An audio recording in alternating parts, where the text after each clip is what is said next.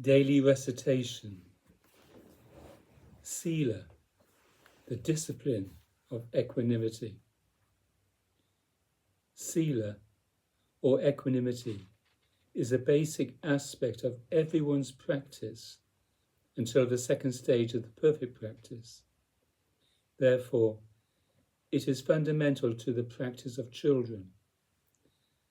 The daily life of children should be altogether conducive to balance, ease, relaxation, and freedom from all the arbitrary, mechanical patterning that tends to develop when children are allowed to live sheerly on the basis of exploiting their vitality.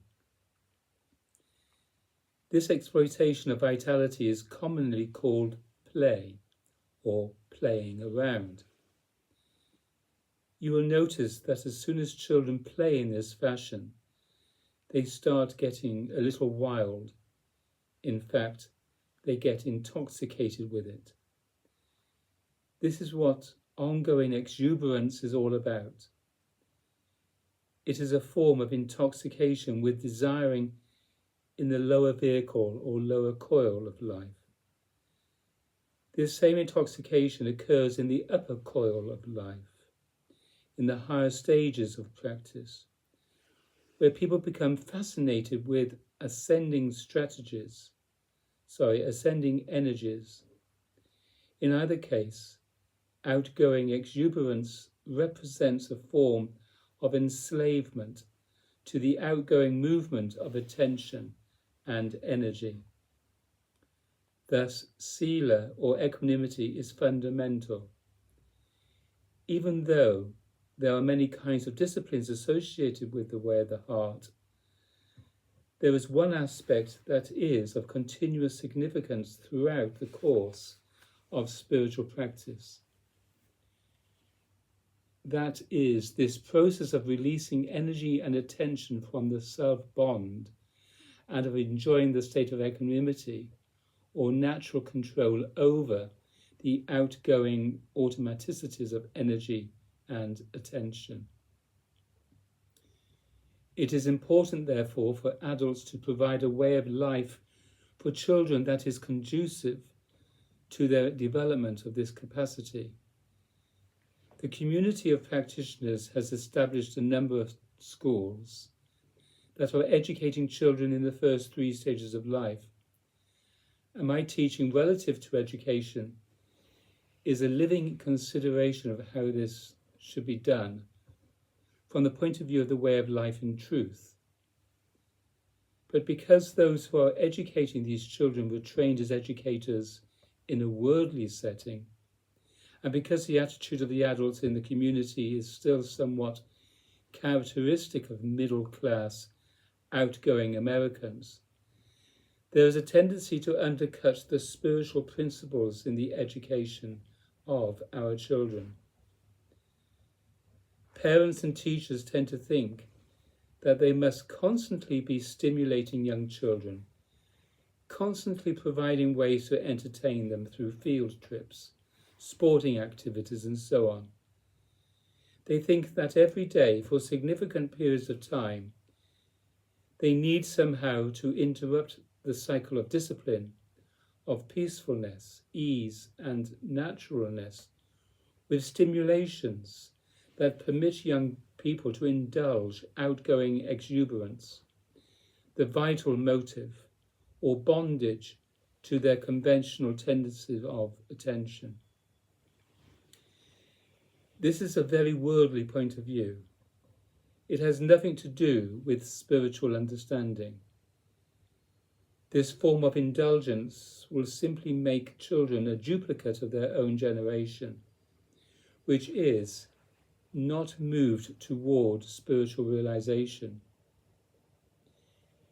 Even those of you who are now associated with the spiritual way of life are having to go through a hard school of overcoming tendencies that you have been permitted to develop since your childhood. We should understand this and appreciate that an indulgent way of life is not fruitful. It does not produce a happy human being capable of continued growth and spiritual realization. It produces a retarded human being, an ego-based, worldly, troubled, and dependent personality who is always seeking happiness in various conditions. Such a one is constantly aberrated, patterned into automaticities of energy and attention without control. We should understand and appreciate this completely and abandon that whole principle of indulgence. We must abandon it in our own case as practitioners, but we must also abandon it in the case of children and young people and create environments for their growth that will help them develop this capacity for equanimity.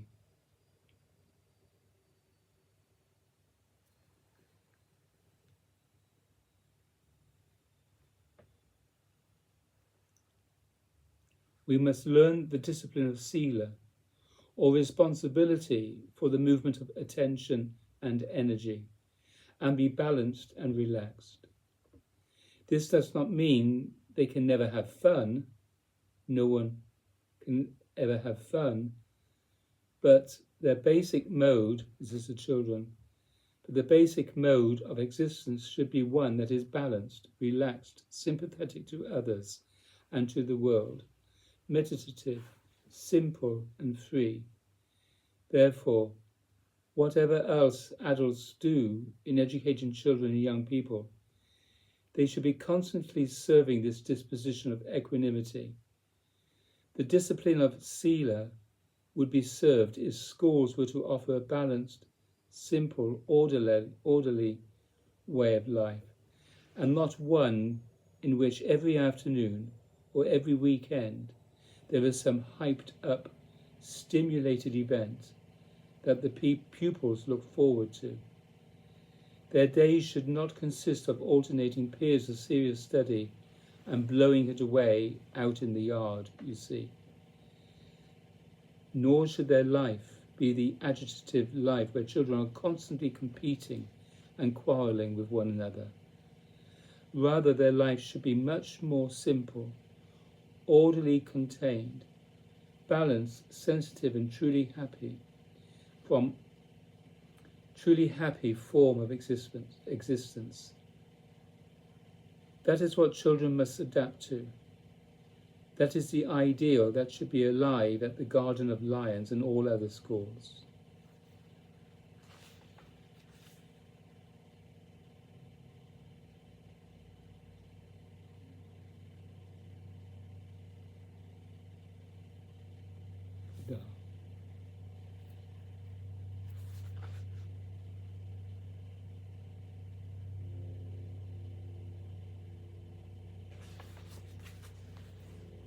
Keep turning away from this to this, no matter what.